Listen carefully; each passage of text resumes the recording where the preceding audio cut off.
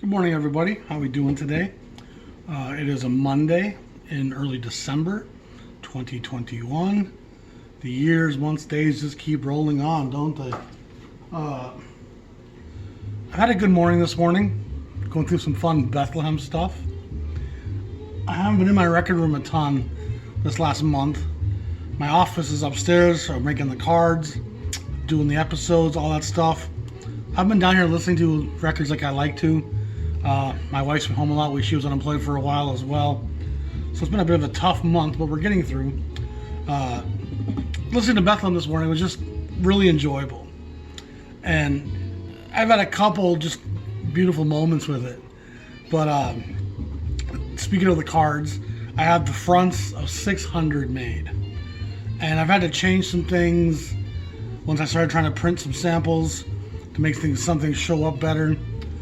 We printed some runoffs on our printer here on some decently thick shine gloss paper. They look pretty good. We're getting close to having something that's presentable and we'll be proud of. Like I said, it's been a lot of work.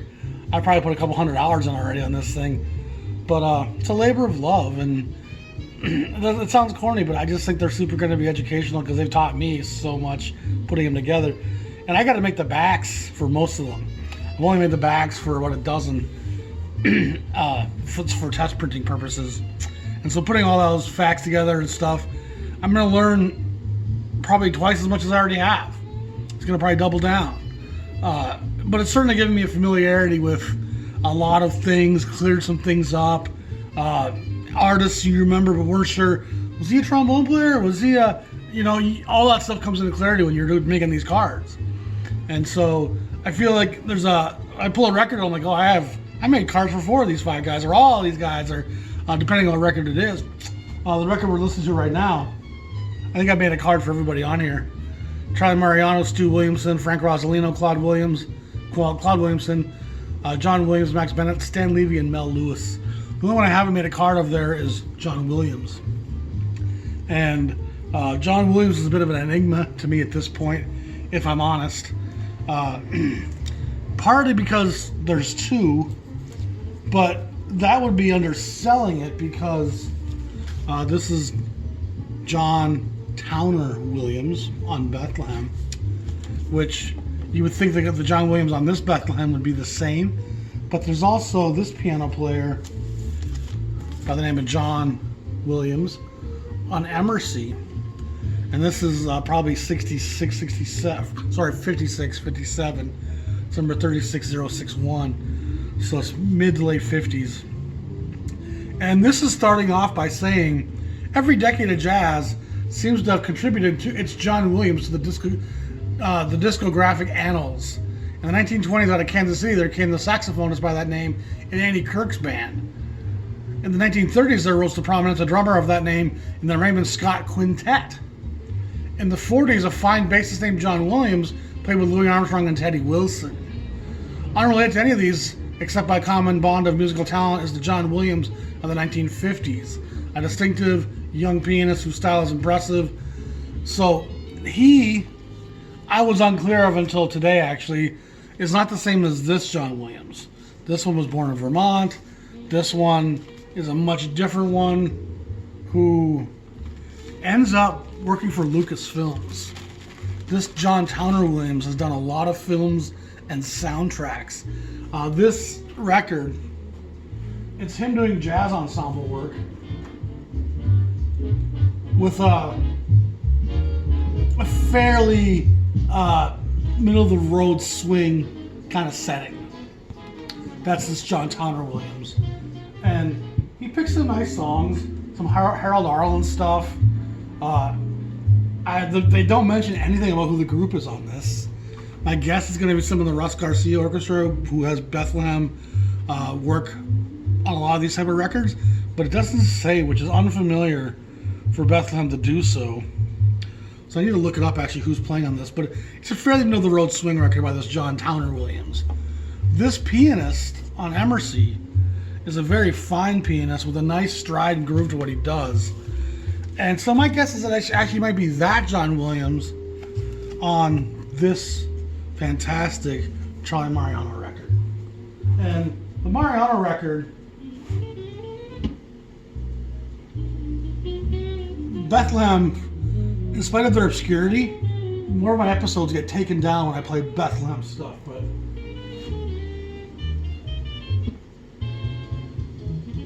I'm on the wrong side now. But Mariano and company here, Rosalino. What people don't remember, and something I try to get across a lot lately, is how great these players were working with Kenton, working with Herman, working on Capitol. These were some hungry and pole-winning talent. Rosalino was considered one of the best bone players of the time. Mariano was one of the leaders of the alto sax. The Williamson brothers are fantastic. Stan Levy's fantastic. Max Bennett's fantastic. Whichever John Williams is also fantastic. Again, him and Clyde Williamson trade off on some of the tracks, it would seem. This is one of the best Bethlehem records. And if you listen to it, it actually cooks. Max Bennett's laying down just that rolling groove. It's as close to hard bop as I've heard white players really get. It's cool bop, but with all the edge of a nice foamy cream. It's like, it's serious stuff. These cats aren't playing around.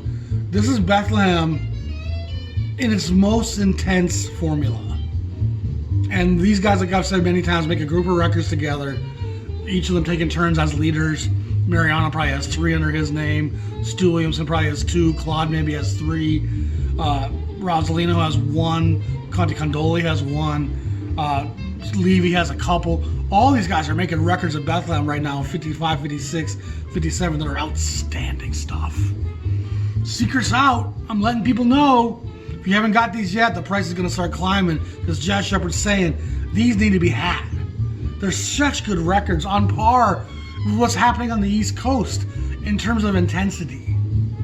And it's being fueled by a different thing than the black experience on the East Coast, but it's still being driven at a very high fever pitch. Fantastic stuff. I can't applaud this record enough, and all Mariano's work on Bethlehem is really, really fantastic. Modern, cool bop, edges a hard bop. It really is. Another record I listened to this morning is this fantastic record by the uber forgotten Don Elliott. And Don Elliott, you can see him there, it's a great Burt Goldblatt cover, as he does for Bethlehem in this period. Don Elliott is a multi-instrumentalist. He does records as a singer, as a vibraphonist. He plays trumpet, he plays the French horn. Here he's playing the Melophone, which is a cousin of the French horn. Somewhere between a French horn and a valve trombone, probably. Wonderful, smooth, creamy tonality. And here we have Don Elliott.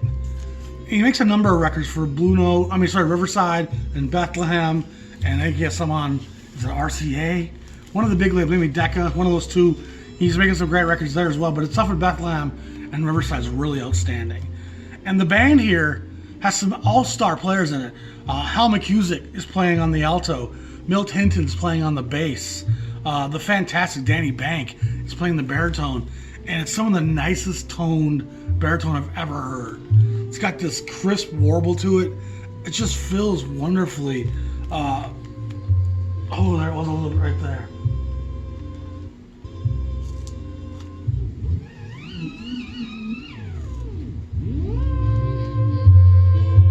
It's got that thick color to it. Barry Galbraith is on the guitar, one of the great players of this era. Galbraith and Hinton are both part of that great rhythm section at RCA. And Don Elliott's playing the mellophone here predominantly. But here you can see him playing the vibraphone, with a microphone, with a trumpet. Just a super talented guy. Elliott's records are really, really forgotten, in spite of how brilliant a guy he was. He was definitely a bigger name and star in those years, as evidenced by how many records he put out there for a while. He makes some stuff on ABC, which is really good. But his Bethlehem stuff to me is probably his best. This is a Creed Taylor production, which shouldn't come as any surprise, because Creed Taylor's already crisping up his formula for what he's trying to get across with the modern sounds of jazz and these new smaller ensembles, and trying to bring some Western arrangements and sophistication and production to the free improvisation of jazz. And it's a really interesting hybrid when done correctly. And what you end up with on this record is something that's very similar to Birth of the Cool. It's from 1955, maybe 56. So it's actually got better production than those Birth of the Cool sessions, which happened 5-6 years earlier during the 78 era. These guys sound fantastic. There's 8 people in all on this record, making it similar to the Birth of the Cool nonette. You have Mel Zelnick on the drums, Howie Reich on the trumpet, guys I'm not really that familiar with. Billy Byers on the trombone. I know him somewhat. He's a record at RCA, I think I have. But it's an outstanding octet. And they're really delivering some wonderful, moody, melancholic, Gil Evans-like stuff. You know, and I don't want to give Evans too much credit. Birth of the Cool was very much a Jerry Mulligan thing. A lot of guys had a lot to do with it. Miles isn't nearly as important to that session as history has led us to believe. Although Miles is a very important cat. I'm not trying to diminish Miles. He's just been given credit for a lot because we've forgotten everybody else. So we just, oh, he's a part of that? Well, that's his thing. Which isn't the case. But this record was really fantastic going through it. And I hear even some of the essence of Henry Mancini at times. The last track in this record is especially, which was called the Melophone Mambo. It's outstanding. Let me play it for you.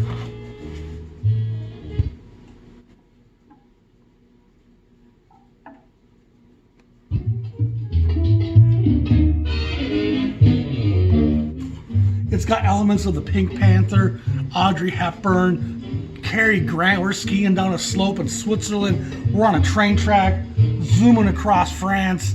It's got that whole 50s filmography laced through it.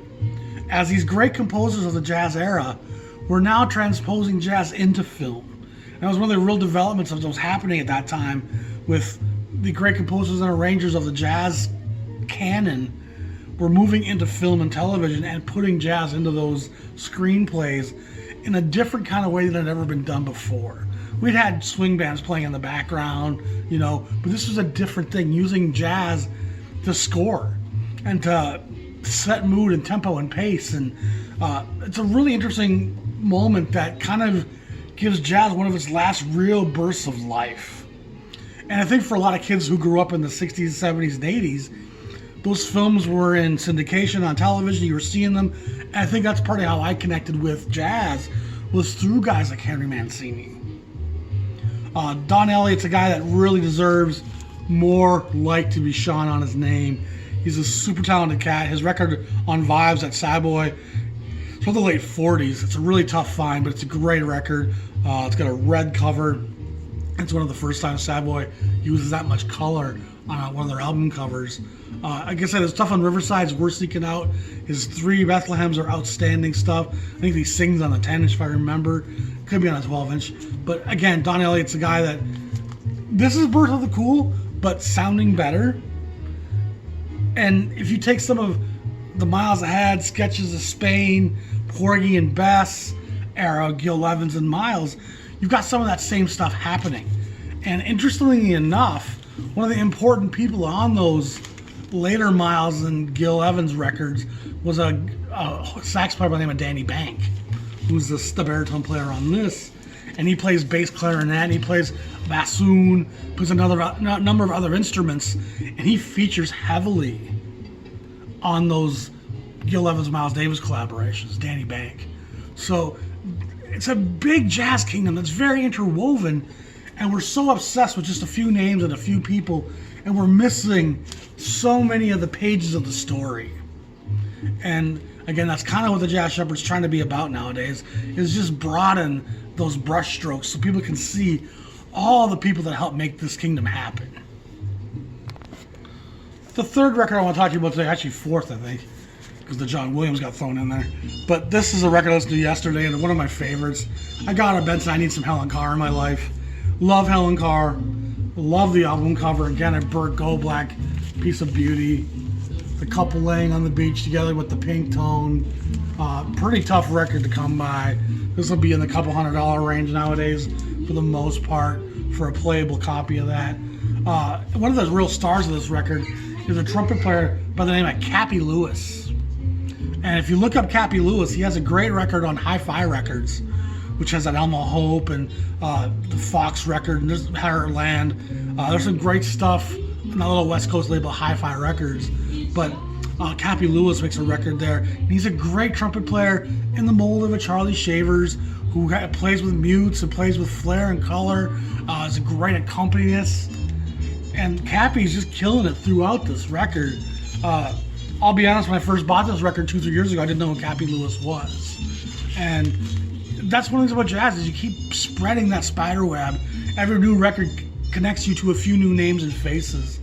Howard Roberts is on the guitar, who was one of the institutions of West Coast jazz guitar and was a member of the Wrecking Crew and ends up recording pop, rock, alternative, film. Roberts is a real versatile player. And then the fantastic redhead Red Mitchell, who had a brother Whitey that also played bass. But Red Mitchell's a fantastic bass player, also affiliated with some Bethlehem work. So you have Cappy Lewis and Red Mitchell, along with Helen Carr and Howard Roberts. And Helen Carr has a 10-inch as well, Down the Depths of the 90th Floor, outstanding. And then she also sings on a couple of the Stu Williamson records where she sings a song.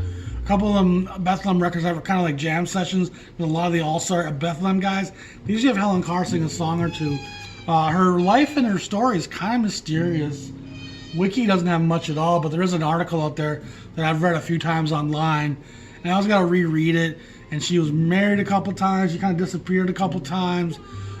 It's not the clearest biography on her, but she's definitely kind of a sultry tone. Reminds me a bit of Julie London at times. I'd love to have heard more of her. And apparently she performed live in the clubs for a long time, which is what a lot of singers could do. Even without recording contracts, you could hold down some lounge somewhere and play every Friday and Saturday night for years because people wanted to have date night places to go. And she's just a fantastic talent. And she's not hard on the eyes either. I found some photographs of her. She's a beautiful young woman. So you gotta love Helen Carr. And Bethlehem is one of the most underappreciated record labels in the jazz canon. They really are. People have just overlooked them for so long. And how great would a lot of these Bethlehem album covers look with that Tone Poet deluxe album cover treatment. Put these color plates in a gatefold, with the back cover, open them up with some photographs. They would just really be beautiful pieces of art, which is absolutely what the Bethlehem label's Burt Goldblatt works were all beautiful pieces of art.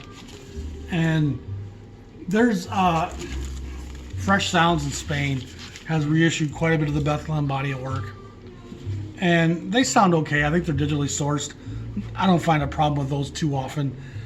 They're not, you'd prefer an original, of course.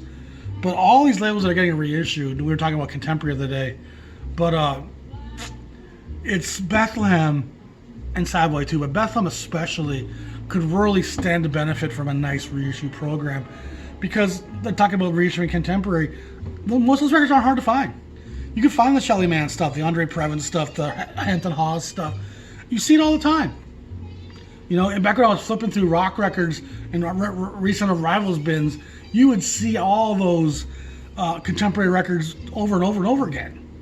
And just pass by them not knowing what they were. And then when you got into jazz and started looking for those guys, you're like, oh, I used to see this record all the time with the little cat, with the little saxophone, Lenny Niehaus. Like you see them pretty familiar. Howard Rumsey stuff. You see those records a lot.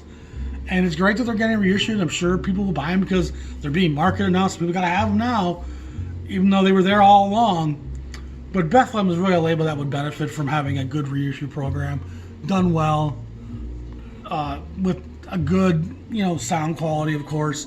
But the packaging, just put those beautiful covers out there. And the Bethlehem titles are certainly among some of the tougher titles to collect. I collected contemporary without much trouble at all.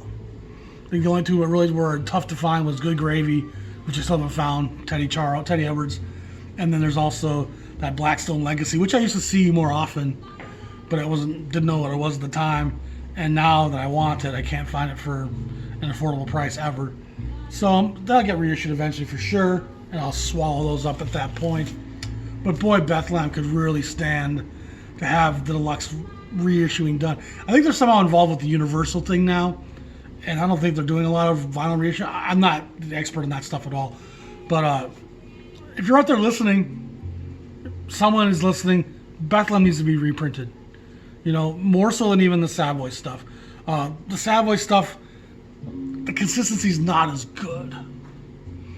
You know, but when you talk about Bethlehem, first 81 records on the BCP, the 30-some records on the 10-inch series, 1000, and then there's probably 50, 60 records on the 6000 series. Those 200 titles are pretty high standard of quality across the board. It's really, they did a great job. Creed Taylor, when he was in the fold, Gus Wilde, all the new people they brought in, the West Coast affiliate, they really put together a nice product. And because we now remember the forgotten, the obscure black players from the 50s have become common name now in the jazz world, but the people who were common names in those days have become obscure. And there's some great stuff there. There really is. So that's my episode for today.